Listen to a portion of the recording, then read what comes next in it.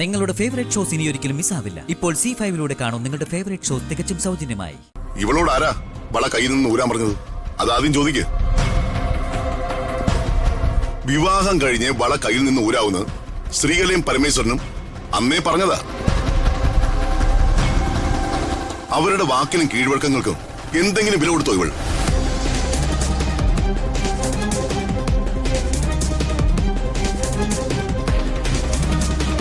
അല്ല, വള കയ്യിൽ നിന്ന് ഊരേണ്ട ആവശ്യം എന്തായിരുന്നു? ഇവളുടെ അശ്രദ്ധ കൊണ്ടല്ലേ എല്ലാവരും ഇങ്ങനെ ടെൻഷൻ അടിച്ചത്. അതിന്റെ യാതൊരു കൂസലുമില്ലാതെ ചേച്ചിയോട് നിന്ന് തർക്കുത്തരം പറയുന്നു. ഇവൾക്ക് കുറച്ച് ബോധം പോലും ഇല്ലേ? വർമ്മ സാറേ, അവരിങ്ങെത്ത സമയായി. ഈ സമയത്ത് ഒരു വഴക്ക് വേണ്ട. വള കിട്ടിയില്ലേ?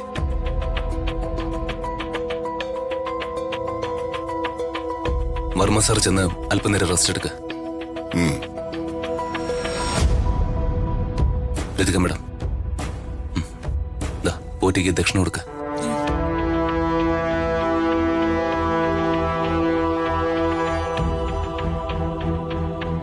എന്താ പോറ്റി? മോളുടെ മനസ്സിൽ ഒരുപാട് ഉത്തരം ലഭിച്ചിട്ടില്ലാത്ത ചോദ്യങ്ങളുണ്ട്. ഒന്നിനു പുറകെ ഒന്നായി വന്നുകൊണ്ടിരിക്കുന്ന തീരാത്ത പ്രശ്നങ്ങളുടെ ഒരു തിരമാല കൂട്ടമുണ്ട് അല്ലേ? എല്ലാ ചോദ്യങ്ങൾക്കുമുള്ള ഉത്തരം മോൾക്ക് ലഭിക്കും.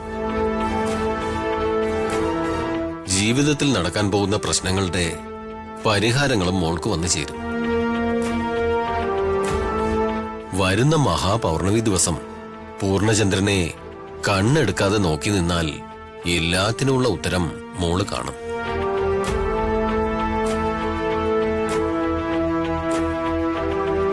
എന്തിനേറെ പറയാൻ, മനസ്സിൽ മോള് ഏറ്റവും കൂടുതൽ സ്നേഹിക്കുന്ന വ്യക്തിയെപ്പോലും പൂർണ്ണചന്ദ്രനിൽ മോൾക്ക് തെളിഞ്ഞു കാണാനാവും.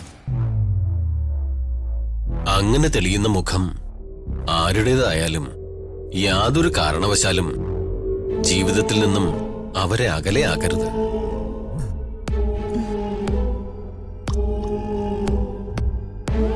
മോൾക്ക് സന്തോഷവും ഐശ്വര്യങ്ങളും വന്നു ചേരട്ടെ. നന്നായി വരും. ശരി പോറ്റി. ശരി രമ്യ മോളെ, ഞാൻ ഇറങ്ങട്ടെ. ശരി.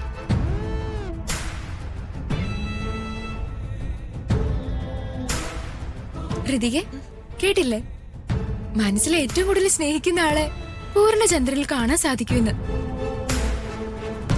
ആരാ ഋതികെ? ഏറ്റവും കൂടുതൽ ഋതിക സ്നേഹിക്കുന്ന ആള്? ഞാൻ അതല്ല ആലോചിക്കുന്നത്. പോറ്റി മഷി നോക്കിയ സമയത്തെ ദിവ്യ വന്നില്ലായിരുന്നെങ്കിൽ ആരാ എന്റെ വള എടുത്ത് മാറ്റിയതെന്ന് അറിയാൻ പറ്റുമായിരുന്നു. നല്ലൊരു ചാൻസാ മിസ്സായത്. അത് ശരിയാ. രമ്യ, നമുക്ക് ഇറങ്ങാം. ഋതു, നിങ്ങൾ ഇറങ്ങട്ടെ. ശരി ശ്രീ. ശരി.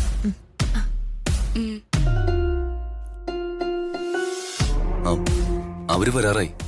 നമുക്ക് ഒരുക്കങ്ങൾ എന്തെങ്കിലും ബാക്കിയുണ്ടോ നോക്കാം. ശരി രാജു. ഋതു, വാ മോളെ, നമുക്ക് ഒരുങ്ങണ്ടേ? വാ.